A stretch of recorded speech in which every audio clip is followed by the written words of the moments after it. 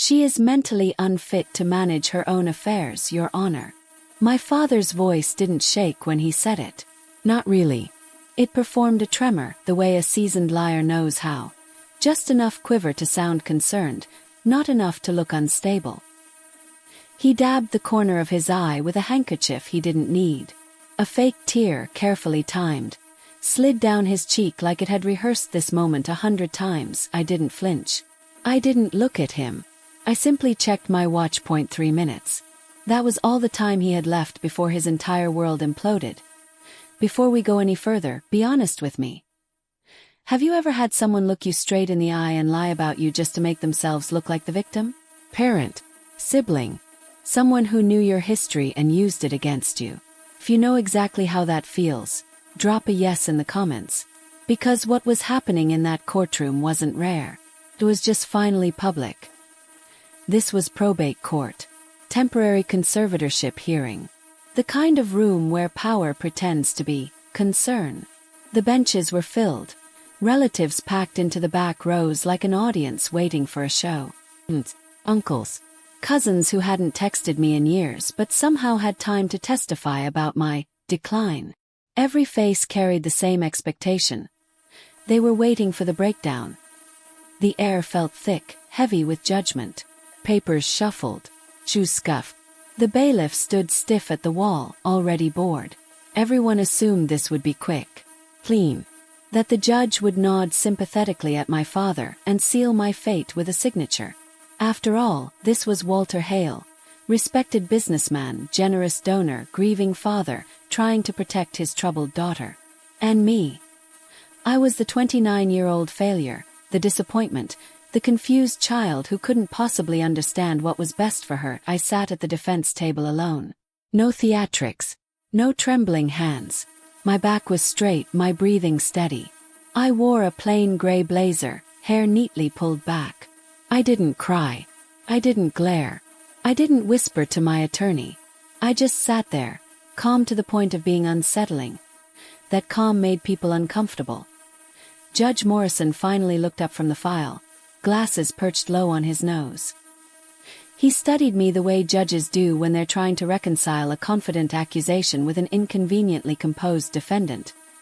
"Ms. Hale," he said evenly, "you've heard your father's testimony. Do you wish to respond?" Walter shifted in his seat. I saw it out of the corner of my eye. The subtle lean forward. He was ready, waiting. This was the moment he'd engineered. Tears. A shaking voice. The emotional outburst that would prove his point for him. Because in his world, my emotions were the evidence. I didn't give him any. Silence stretched. 1 second. 3. People glanced at each other. Someone coughed. My father's confidence flickered, just slightly. This wasn't how it was supposed to go. What they didn't understand, what he didn't understand, was that I wasn't freezing. I was executing. It's called the gray rock method. When you're dealing with a narcissist, you become a stone. No reaction, no fuel, no emotional supply. You make yourself so uninteresting that their manipulation has nothing to grip. They mistake it for weakness. They mistake it for defeat. But here was the truth they didn't know yet. I wasn't being silent because I was broken. I was being silent because I was recording. And as the clock on my watch ticked down toward 0, my father smiled. Completely unaware that every word he'd just spoken was about to destroy him, Walter was in his element. He stood tall at the witness stand, shoulders back, chin lifted, a faint smirk tugging at the corner of his mouth like he was already savoring the outcome. This was his stage. He'd done this before. Boardrooms, depositions, charity galas. He knew how to sound reasonable while cutting someone to pieces. And today, the gallery was buying it. Stephen, on the other hand, was unraveling. My uncle sat 2 rows behind Walter.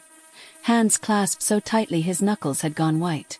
A dark patch of sweat bloomed beneath his collar, spreading with every minute that passed. He kept glancing toward the door, then at his phone, then back at my father. Stephen knew something Walter didn't. And that knowledge was eating him alive. The judge cleared his throat. "Mr. Hale, please continue." Walter didn't miss a beat.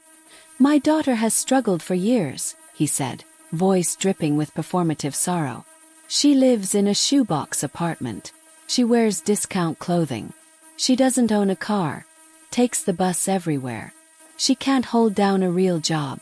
These are not the habits of a competent adult managing significant assets. A few murmurs rippled through the packed courtroom. Relatives nodded. Strangers whispered. He gestured toward me without looking, like I was a case study, not a person. This is about protecting her, he continued. Before the remaining $5 million in the estate is lost to poor decisions. $5 million, there it was. The real number. The real prize. He let it hang in the air, heavy and tempting, then sighed like a martyr. I kept my eyes forward, my face neutral. Inside something clicked. Not adrenaline. Something colder. Sharper. It was the feeling of a trap snapping shut. Because while Walter was performing concern, Stephen was sweating through his suit. And the audience had no idea they were watching a man confess to crimes he didn't realize had already been documented. The courtroom blurred as my mind slid backward in time. 6 months earlier, Walter had shown up unannounced at my apartment, a 300-square-foot studio with a flickering hallway light and neighbors who argued through thin walls. He'd stood in the doorway, expensive cologne mixing with the smell of instant noodles, and looked around with open disgust. "This is how you live?" he'd asked, eyes scanning the thrift store couch, the folding table, the single mismatched chair. His gaze finally landed on my coat hanging by the door. Faded. Cheap. Then he noticed the keys. Portia. Kian. His face hardened. "Where did you get that?" I told him the truth. I didn't. Because I hadn't. He had, leased in my name. Using my social security number. Perfect credit he'd spent years quietly building and exploiting without me knowing. $5,000 a month bleeding out of an account I didn't control. When I confronted him, he laughed. "You should be grateful," he said. "At least something with your name on it looks successful." That night, as he walked back to his luxury SUV, I didn't cry. I opened my laptop. The shoebox apartment wasn't poverty. It was camouflage. I wasn't broke, I was hoarding. I wasn't failing, I was buying. Every insult became a data point. Every sneer a transaction. Every time he called me worthless, I transferred another $5,000. Quietly, methodically. Into offshore accounts he didn't know existed. I worked a boring data entry job by day. By night, I managed a $15 million portfolio for private equity firms that valued silence more than credentials. While he mocked my bus pass, I acquired distressed assets. While he bragged about his country club, I bought the mortgage note tied to its land, through a shell company. While he testified about my incompetence, my holding company finalized a lien on the office building that housed his pride and joy. Back in the courtroom, Walter was still talking. Still confident. He saw a daughter who needed to be managed. I saw a liability that needed to be liquidated. His smirk faltered when Judge Morrison asked for a brief recess. Stephen's phone buzzed. Once. His face drained of color. This wasn't a father concerned about his child. This was a parasite, panicking as its host dried up. Walter needed that $5 million because he was drowning. Debt stacked on debt. Loans masked as success. He didn't want control for my safety. He needed access to my assets to survive today. I wasn't his daughter, I was his creditor. And as the judge stood and the bailiff called the room to order, one truth rang louder than anything Walter had said. This wasn't a family reunion. It was a foreclosure. Stephen was called back to the stand first. He approached the lectern with a thick stack of documents clutched to his chest like a life vest. The papers shook in his hands as he set them down, the sound of them hitting the wood echoing louder than it should have. Financial records, bank statements, wire confirmations. Enough paperwork to bury a person. His lawyer stood beside him, voice tight, too rehearsed. "Your Honor," she began, "these documents detail significant irregularities in the primary disbursement account of the Hale Family Trust." A murmur rippled through the courtroom. Aunts leaned forward. Cousins straightened in their seats. Pens hovered, ready to take notes on my downfall. "Huge sums have been wired out," the lawyer continued, swallowing hard. "All to shell companies, all untraceable." Stephen wiped sweat from his brow. eyes darting anywhere but at me. The numbers were highlighted in yellow, circled in red. Transaction after transaction. Tens of thousands at a time. The kind of pattern that looks damning when you want it to. Walter rose before the judge even acknowledged him. "This is exactly what I've been trying to explain," he said, stepping forward, finger already extended toward me like a weapon. "She lost it, Judge. She lost $750,000 and didn't even notice." The number landed like a grenade. $750,000. The reaction was immediate. Collective gasp. One of my aunts actually brought a hand to her chest, pearls clinking softly as she clutched them. Two cousins exchanged horrified glances, the kind you reserve for watching a car crash in slow motion. Walter was on a roll now. 50,000 here, he barked, stabbing the air. 80,000 there. Another 100 gone without explanation. No police reports. No fraud alerts. Nothing. Because she didn't care enough to notice. He turned to the gallery, shaking his head like a man burdened with tragedy. This is what mental incompetence looks like. So checked out. So disconnected from reality that money just disappears. I stayed still. No reaction. No denial inside. I felt the final click of the mechanism locking into place. "This young woman will be on the street in 6 months, Walter declared, voice ringing with certainty. "Unless someone steps in to protect what little she has left." What he was doing was elegant in its cruelty. He was framing his own theft as my incompetence. The logic was simple and vicious. A sane person would have screamed. A sane person would have noticed. A sane person would have fought back immediately. I hadn't. Therefore, I must be insane. Stephen's attorney seized the moment, filing an emergency motion right there at the bench. Freeze the remaining assets. Appoint Walter as temporary conservator. Grant him immediate authority for the protection of the estate. Walter's face lit with triumph as he returned to his seat. He didn't look at me this time. He didn't have to. In his mind it was over. But when I finally lifted my eyes, I wasn't looking at him, I was looking at Judge Morrison. Because Walter didn't realize something crucial. He didn't realize it was the bait. Yes, the money was gone.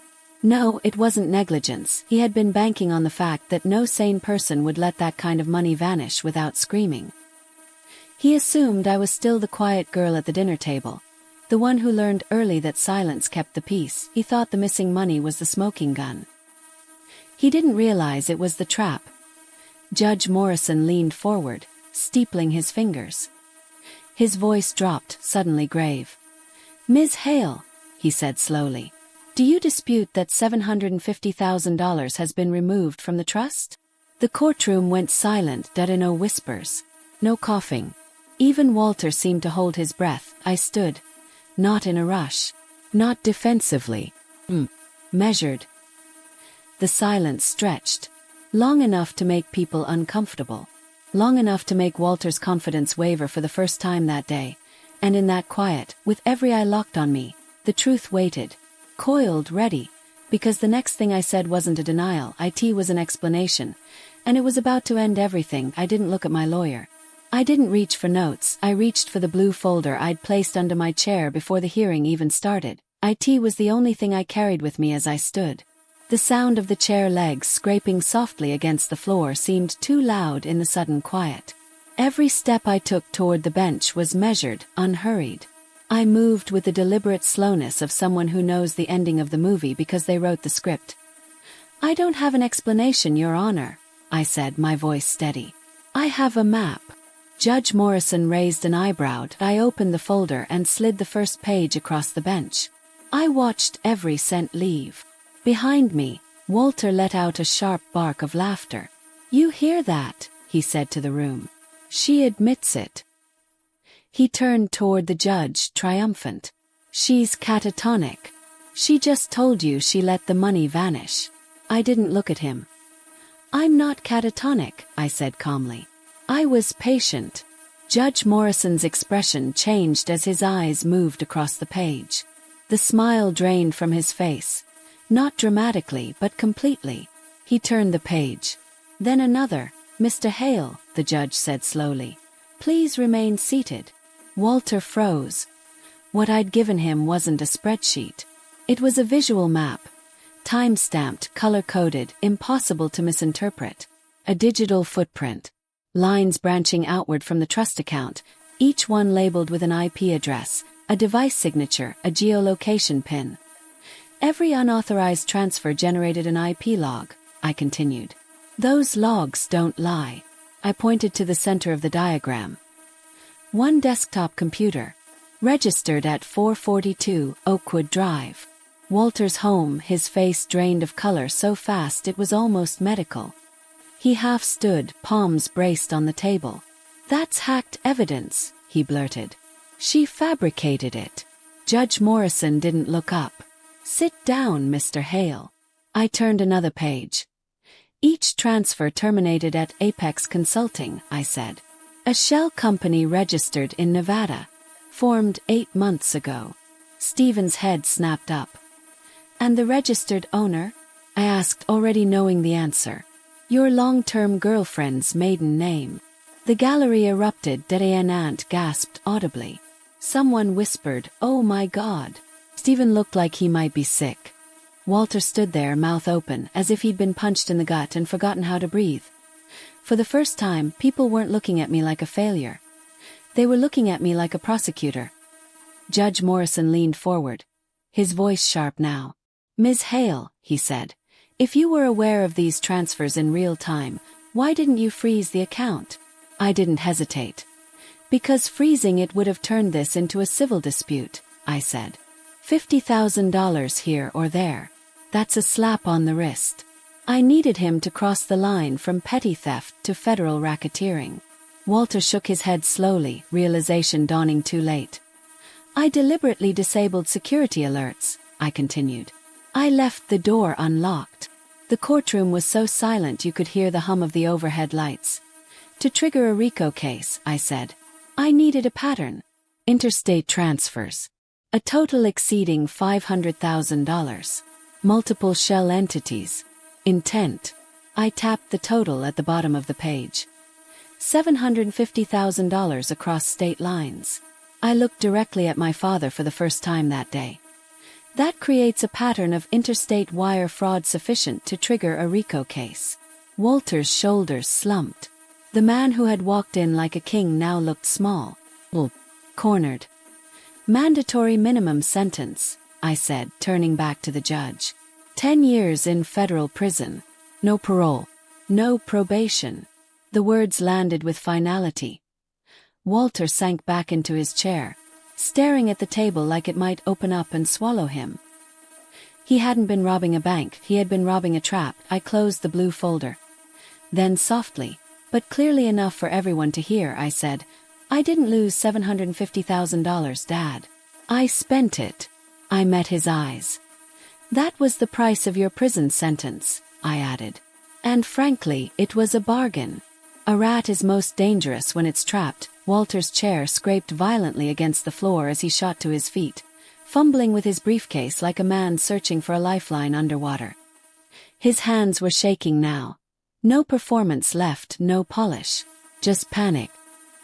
He dug through loose papers, old folders, receipts yellowed with age, until he found it, a single sheet. He held it up like a weapon. This, he said hoarsely, waving it toward the bench, changes everything. The paper was old. Yellowed at the edges. Folded so many times it looked soft. He smoothed it with trembling fingers. She authorized it, Walter said quickly. She signed it. She just doesn't remember. A murmur spread through the room. That's what this is, he continued, seizing momentum. Dissociation. Paranoid fantasies. She thinks she was robbed, but she wasn't. She gave permission and forgot.